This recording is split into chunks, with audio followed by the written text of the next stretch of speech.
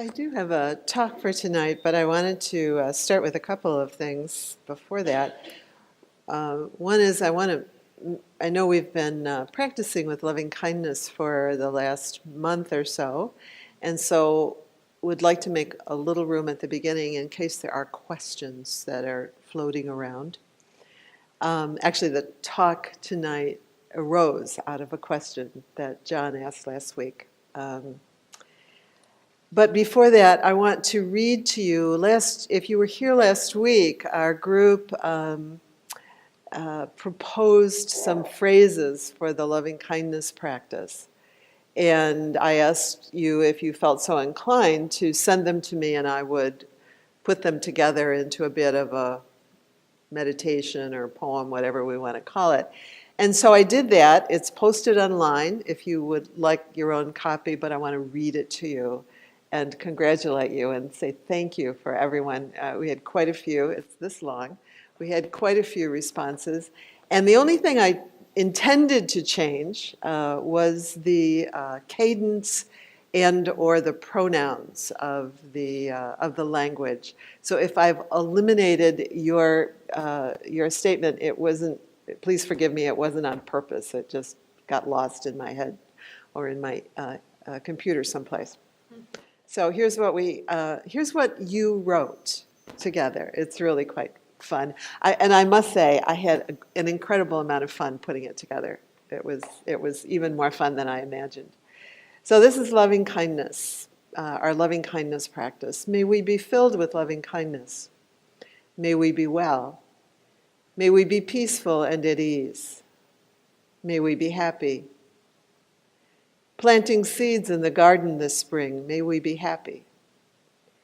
May we awake into freedom as we dig and water and weed and watch things grow.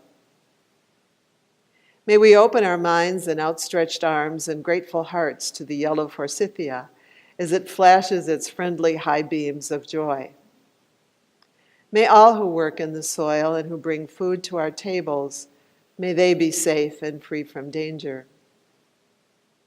May we all notice and receive the radiant warmth of the sun and its changing shadows. And the deer who just ate all of my new daylilies, may they be nourished and happy too. May they not notice the rosebush just pushing out its first little leaves.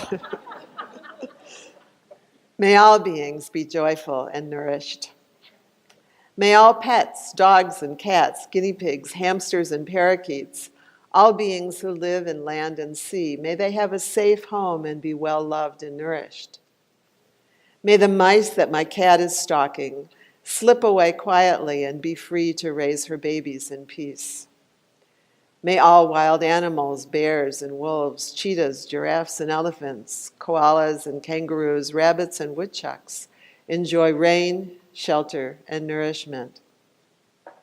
May all bus drivers and train conductors, pilots and taxi drivers be safe and free from danger.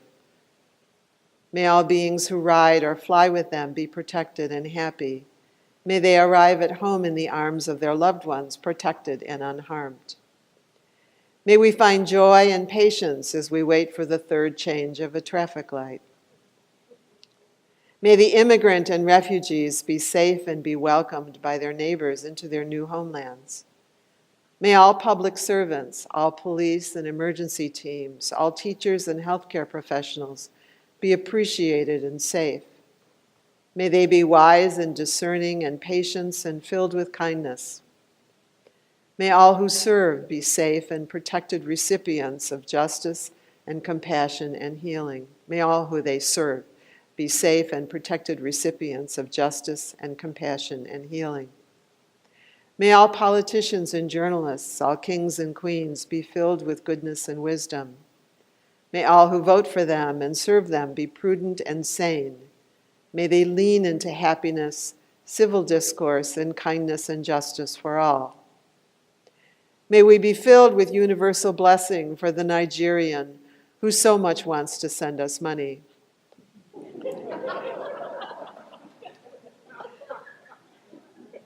May the addicts and homeless, the people sleeping in doorways and on a few feet of cold ground, those panhandling with signs who stand next to me as I wait in my car, may they be well. May those who walk down the mall whose minds have slipped away, young and old, male and female, may they be safe. May they have a chance, a respite and freedom from pain. May their feet and hearts be warmed with socks and shelter and care and rest.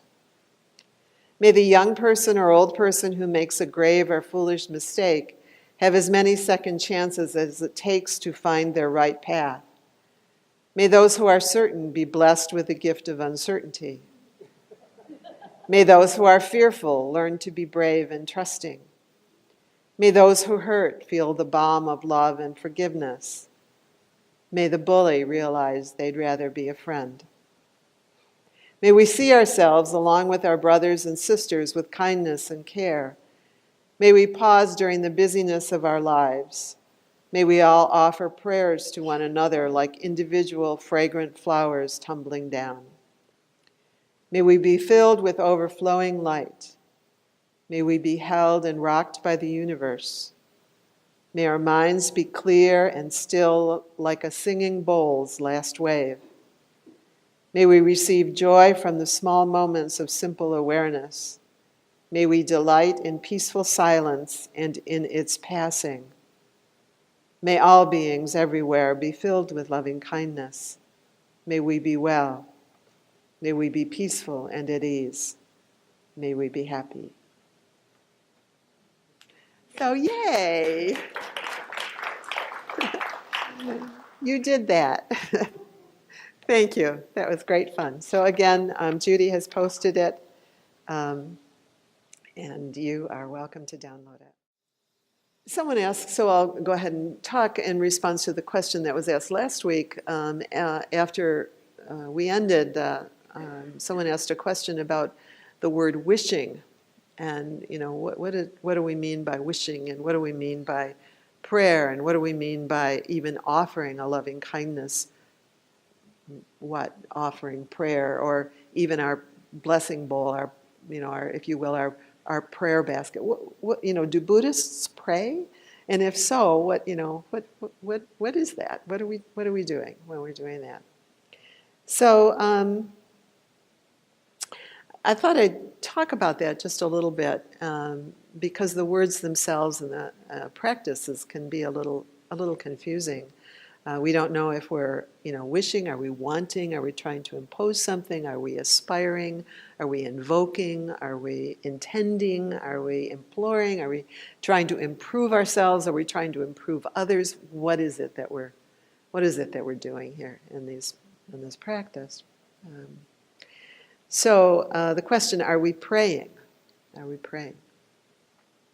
And the answer that I've written in my notes is no,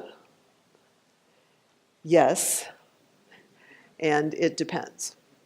So it's a kind of typical Buddhist response, isn't it? Are we praying?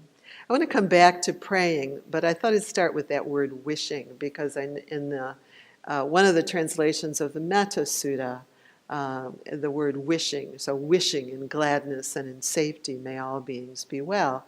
And part of the question was, well, what do we mean by, wishing? What does wishing mean? In the dictionary, wishing is defined as to feel or express a strong desire or hope for something that is not easily attainable, to want something that cannot or probably will not happen. And it is kind of what we think of when we think of the word wishing. And I was remembering a friend from really quite a long time ago who was about to be married. And she appeared not to particularly like the man she was marrying, nor by her reports did it appear that he particularly liked her. But she was really eager. She had had a very difficult life, and she was really eager for things to kind of settle down, to be like, okay, I'm married, I've got life, it's organized. And she was rather preoccupied with that little song, that little jingle of, When you wish upon a star, makes no difference who you are. When you're, what is it? Anything your heart desires will come to you. And she used to sing it to me, when you wish upon a star. And it was really sort of the attitude with which she was approaching her marriage. Like if you wish hard enough, if you wish upon a star hard enough, anything you want, the song says, anything your heart desires will come to you. This sort of aimless, if you will, undirected wishing. So that isn't really what the translator or what the Buddha meant when in using the word wishing. Wishing in the Metta Sutta means more like an opening of our hearts, opening our minds and hearts, sort of like the turning of a flower. Our daffodils are all turned in one direction. The turning of a flower, the opening of our hearts. And indeed, in many of the translations, that word wishing is not used. It just is sort of, the sutta goes on to simply say, in gladness and in safety, may all beings be well. Or cultivating, the word wishing means then she should cultivate a heart and mind thus, may all beings be well. So it has more to do, that word wishing in the Metta Sutta really has more to do with the sense of here's the turning that we are inviting ourselves to activate in our own minds and hearts. So it isn't wishing upon a star in the same way that my friend, who I would guess is probably not still married, that it really was sort of an empty kind of wish that also sort of assumed that what she wanted or what one wants is sort of outside of the realm of my own being, my own efforts, my own inclinations. That it just sort of is sort of this sort of thing that just sort of drops down from fairies or something like that.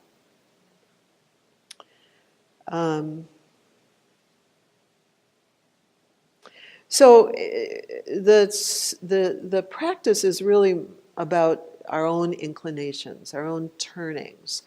And even then, when we think about that, we can also get a little confused, because we can, as soon as we start turning, as soon as we start practicing with this loving kindness practice, we can notice the ways that we're kind of encumbered, if you will, by our own obscurations, by the ways that, we're not really quite sure that we're intending or turning in a, quote, kind of pure way. In some of the phrases in the loving kindness practice that we kind of giggled at really kind of lean in that direction. They kind of point, they kind of notice that actually, when I'm wishing that the deer are happy and safe, even after they've eaten all the daylilies, that maybe that's a bit of an inclination and not fully accomplished yet in my own mind and heart. So it's sort of an inclination or a turning toward. Which brings us to praying. Are we praying? Do Buddhists pray? And what are we doing when we're doing this blessing bowl? What's happening? Is this a prayer in which we ask that we, or maybe others, be saved from themselves or from ourselves? That we somehow be better than we or they are. And if so, who or what are we praying to? Who are we directing this to? Again, I turn to the dictionary. Prayer is defined in the dictionary as a solemn request for help or expression of thanks addressed to God or an object of worship. Okay? And it's probably for many of us a notion of prayer that we grew up with. It certainly is for me, as I grew up a very good, diligent Catholic girl who actually prayed in that way, a solemn request for help or an expression of thanks addressed to God or an object of worship. And in our own practice, in our Buddhist practice, no, we are not wishing or even praying in that sense. And that can be kind of an interesting inquiry for us. I was telling somebody, many of you know I belong to the Clergy Collective, and very often we will, or almost always, we'll start our meetings with a prayer, and I live in terror that they're going to ask me to start the meetings with a prayer. I certainly can do a prayer, but it would be a very different kind of prayer. Because sometimes we start with, and somebody asked me how I navigate those, and I said, oh, it's easy, I just translate it. I just translate the kinds of prayers that I was used to as a little girl and as a young woman. Buddhism is somewhat unique in that our liberation does not depend on some blessing of a personal God, something or someone outside of ourselves. Liberation, the Buddha teaches, is much more personal and much more immediate, always available to all, always, and dependent only on our own inquiry, our practice, our investigation, our own efforts. Much more imminent, much more immediate. So again, it sort of turns us back in this direction of prayer as an opening and a turning toward and an inquiry into, rather than a beseeching of something, some star, some fairy, some God outside of ourselves. So if we think of prayer, so the answer is prayer, are we praying? The answer could be yes, if we think of prayer as to ground and center ourselves mentally, physically, spiritually, in something that is inherent in our own being, and also beyond our conceptual mind. I came across a definition that Anne Lamott, who is the novelist, offered about prayer, and I like it. She says, prayer is communication from the heart to that which surpasses understanding. So in that sense, yes, we pray. Communication from the heart to this mystery that is beyond our conceptual understanding, and at the same time is completely immanent and completely available to us each. And the title of the talk is Tuning the Lute, and many of you know I love that sutta of the Buddha's. And so I think of, even though this isn't really quite what the Buddha was talking about in that sutta, I made it up anyway. I think of tuning ourselves the way one might tune a musical instrument, and that we're praying in that sense. That we, in the sense of, I imagine, I don't know anything at all about tuning a piano, but, I've heard people do that, and they kind of, and then they kind of either have an ear for it or have something else that is already tuned, and kind of tuning two things so that they're resonating together.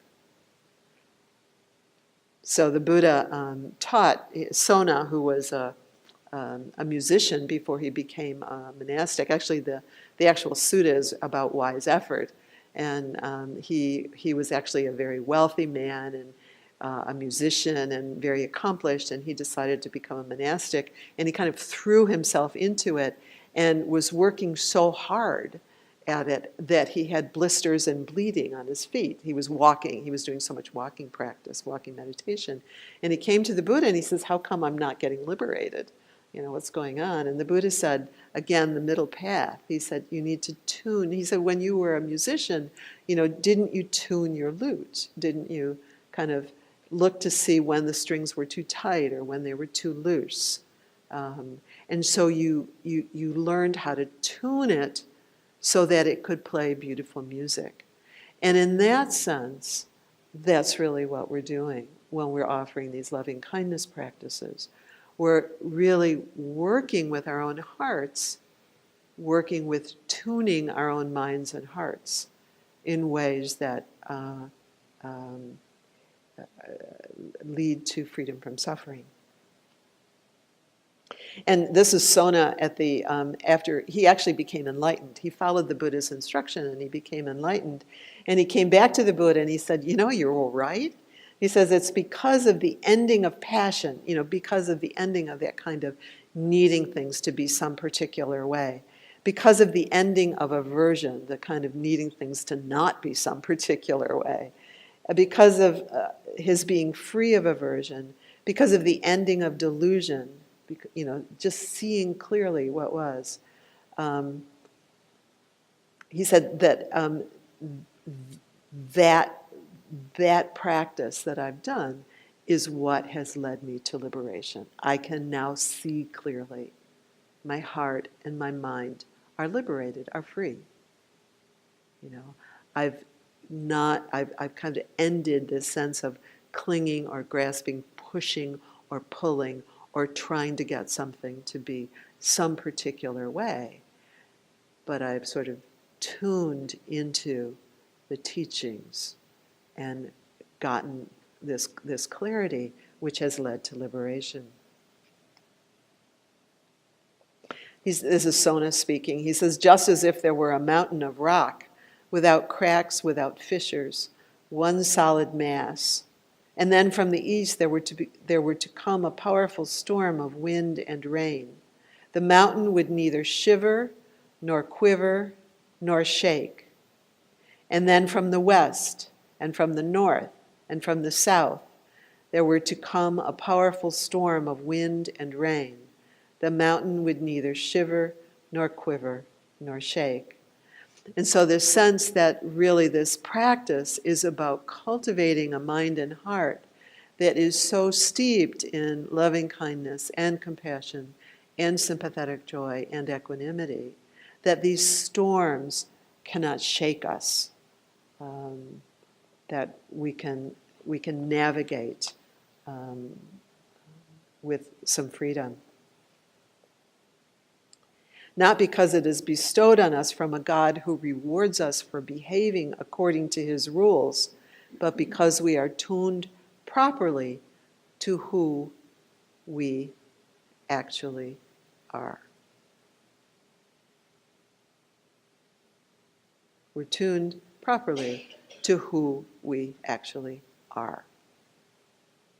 And indeed, to who all beings, even the deer that eat the daylilies, to who all beings actually are beneath all of the obscurations, all of the clutter, all of the confusion that makes it hard to see. This is who we are, the Buddha teaches. This is why we practice. To kind of gently over time be kind of clearing away the obscurations. I actually like to wash the dishes. I think I've said that before. It's a nice task. But I often am aware as I'm kind of scrubbing the pot or cleaning off the plate that's been sitting in the sink too long, that it's like clearing off those obscurations. May my own, may other beings' obscurations, cloudedness be released. A little bit, little black speck. One little black speck at a time. This is Sharon Salzberg. She says, spiritual practice, by uprooting our personal mythologies of isolation, uncovers the radiant, joyful heart within each of us and manifests this radiance to the world. That's what we're about when we're doing this kind of a practice, and indeed any kind of a practice. And the Buddha spoke of this in so many ways. There's so many images of cultivating and opening into this mind and heart of goodwill larger than anything that the world throws at us, larger than any struggles, internal or external, larger than any obscurations, internal or external. And I read to you, and I know Susan read to you, you're going to be sick of hearing it, the sutta where the Buddha says, suppose a man were to drop salt into a cup. He said, what do you think? Would the water in the cup become salty? And he says, yeah, the water would become salty. And the Buddha says, okay, so what if you dropped the same amount of salt into the river Ganges? Would that water become salty? Well, no. Because the spaciousness, the expanse around the exact same thing is big enough that it's not really contaminated. It's not really affected. So when we're doing these practices, we're actually cultivating a in the Metta Sutta, the word is a boundless heart. We're cultivating a boundless heart, but it's not some boundless heart that's out there hanging on a star. It's a boundless heart that's already here, and that we actually do periodically have flashes of insight into that, don't we? Where we periodically see into our own boundless heart. And we're cultivating the capacity to see that more reliably and more continually.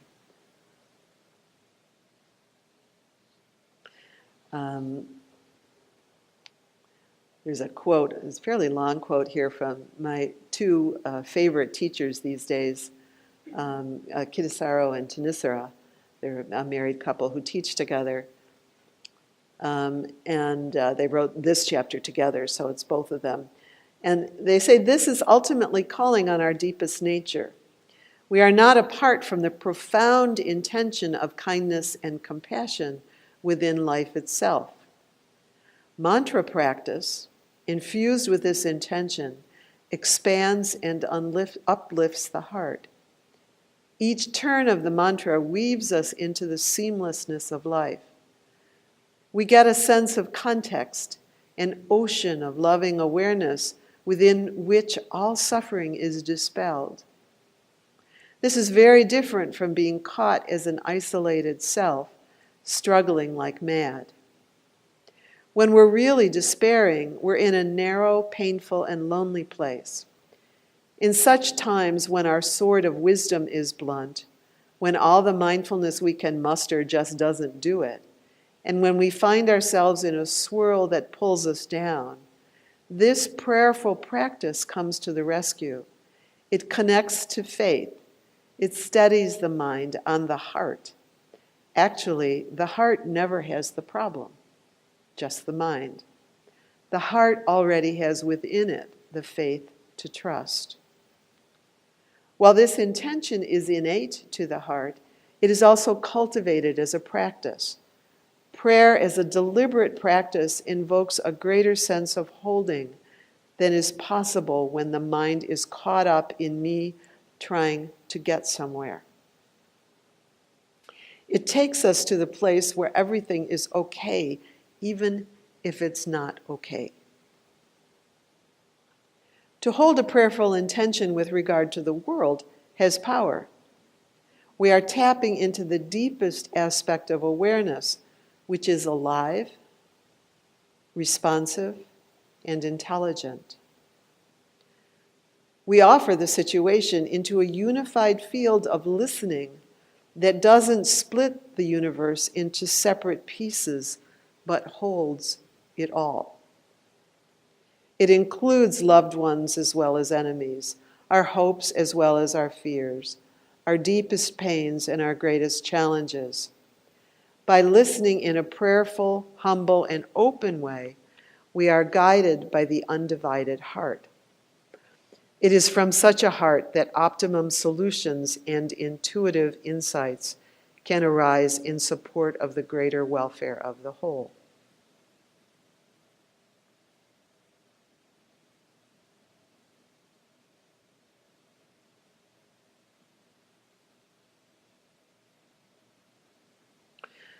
I'm skipping over something.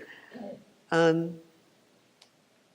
we open then to the mystery and the spaciousness that is beyond our conceptual understanding. That is just a gift that's available to all.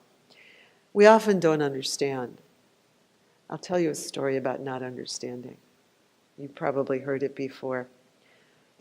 There are these two guys sitting together in a bar in the remote Alaskan wilderness. One of the guys is religious, the other is an atheist, and the two are arguing about the existence of God with that special intensity that comes after about the fourth beer. And the atheist says, look, it's not like I don't have actual reasons for not believing in God. It's not like I haven't ever experimented with the whole God and prayer thing.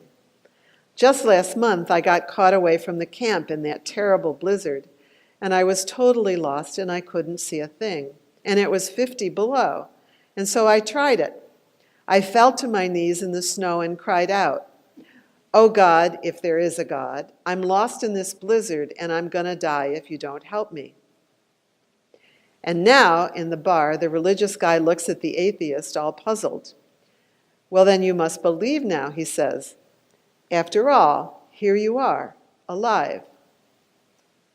The atheist just rolls his eyes. "No, man. All that was a couple of Eskimos happened to come wandering by and showed me the way back to camp." So the incredible mystery that we miss, that we overlook, because our eyes and minds and hearts are obscured. Many of you have heard me talk many times about this, the touching into that incredible mystery as I lived with my mother through her dying of dementia, where there were moments where everything parted. All the obscurations just parted. So prayer can be an especially challenging word and concept, especially to us Westerners. It can bring up a sense of control by outside dogmatism or a mindless and thoughtless allegiance to something. Devotion, however, is a practice of deep listening to the mystery and the grace of life, and to the deepest intention of the heart that recognizes this mystery, that recognizes it. We recognize it when we see it. We recognize it and longs to return to it. Longs to return to that mystery. Is allowing ourselves to soften our reliance on our own ego. Dare I say, let go, and be available to receive an opening into grace. I know, or I think I know, there also was a question about resting in mindfulness. When we're doing this, what about our practice, which is sort of like you just sort of are aware in mindfulness, and you just sort of watch what happens, and is there some contradiction here about actively offering this loving kindness practice or compassion practice? Is there some contradiction between that and the teaching around resting and mindfulness? We could misunderstand the Buddhist teachings and our teachings if we think of it that way. It's really not what the teachings are about. Remember, we've read to you the sutta where the Buddha says, abandon what is unskillful. If you weren't capable of doing that, I wouldn't be teaching you. I wouldn't invite you. Cultivate what is skillful. If you weren't capable of doing that, I wouldn't be teaching you to. The difference is that we're not kind of thinking up something that we're supposed to be or we're supposed to do. As we sit with our practice and we see what is, the investigation, which is the second factor of awakening. Mindfulness is the first. The second factor of awakening is investigation. It enables us to look and see what's skillful here. When I'm sitting at that red light for the third time, what's skillful? As I notice maybe my own irritation or my own whatever, or my own ease, can I notice my own experience and then look to see what is skillful? Am I talking to myself in a way that doesn't help anything? Am I having thoughts that actually can lead to less suffering for myself and for other beings as well? So the second factor of awakening, we're sort of getting stuck on the first factor. The second factor of awakening is investigation and allowing ourselves to simply see what is skillful, which is different from kind of having a whole bunch of rules on the refrigerator and thinking up what we're supposed to be like. Because in one moment, what's skillful might be this, and in another moment, what's skillful might be its opposite, depending on all kinds of circumstances. So we're not practicing so we can fix ourselves according to some kind of standard, but rather so that we can identify and learn to let go of an obscuration. So it's like when you're washing the dishes, that you see an obscuration. You know an obscuration when you see it. And okay, how can I be with this? What can I do with this? Sang Sun, who's a Korean master, says, all things are teaching you at every moment. At every single moment, even this one, all things are teaching you. All things are teaching you. And so to be willing to rest in the moment, tuning the lute every moment, looking to see what's skillful, when am I in tune? This is Ken Wilber. Essentially, what one is awakening from is the ceaseless, chaotic, incoherent thoughts and ways of framing reality that govern most human activity, generating endless states of suffering. Whether it's ourselves, our own minds or others, or our own actions or others. So what one is awakening from is the ceaseless, incoherent mix of all of that. And what one is awakening to is a pure, transparent, open, empty, clear awareness, free of incoherent and broken thoughts and frameworks. That the Buddha teaches is available imminently, right here, right now, to each of us, always, in every moment. So the invitation that arises in our loving kindness practice is one of curiosity. And to some extent, faith in the practice itself. Openness, a diligent and kind and a very personal inquiry into tuning the lute. Tuning the lute. Or in another metaphor that also works for me is priming the pump. We used to, apparently we don't have to prime too many pumps anymore, but the idea of needing to prime a pump, to pour water into it so that it can actually function. So in our practice, it's really more like priming the pump or tuning the lute. It's also a practice of magic. It's also a practice of magic, of being willing to allow ourselves to enter into receiving.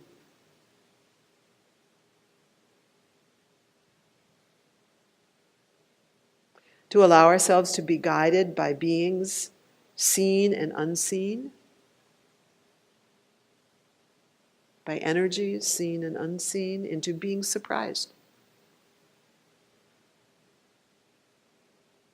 What is this?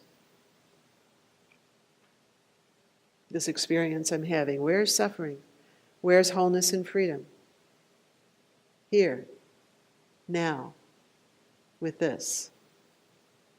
What is mine to do? What is a response of wisdom? What is a response of universal kindness and love to myself, to other beings? What is mine to do?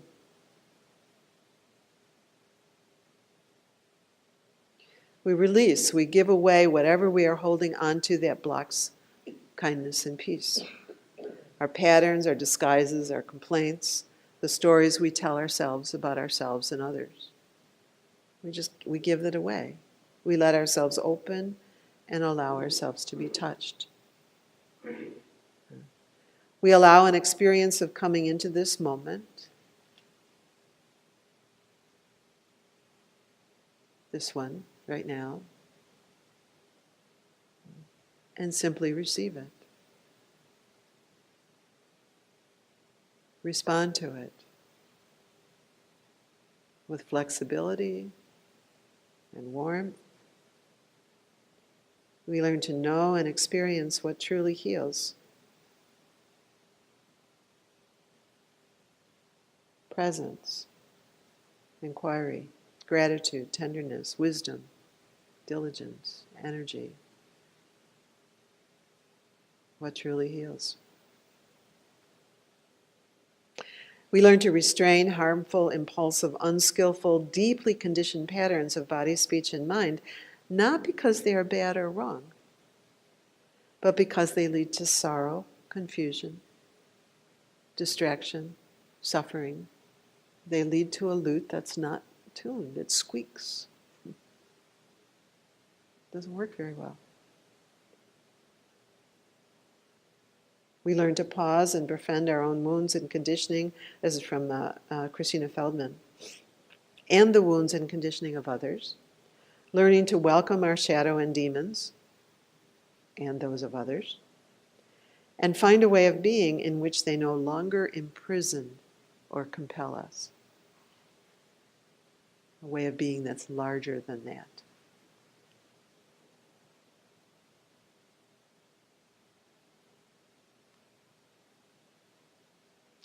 This is Andy Olinsky. He says, accessing what is good for you, implementing what is beneficial, accomplishing the noble purpose for which you aspire, achieving your wholesome goals. These can all be synonymous phrases involving a skill that can be learned. He's talking about the Metta Sutta. This is in his commentary on the Metta Sutta. The text is telling us that whether or not we are able to experience that peaceful state is not just a matter of chance, nor is it dependent on the will of another or the benevolence of a deity. Rather, it is something we can learn how to cultivate, learn how to practice for ourselves. And I'll close again with a quote from Anne Lamott. Prayer is communication from the heart to that which surpasses understanding.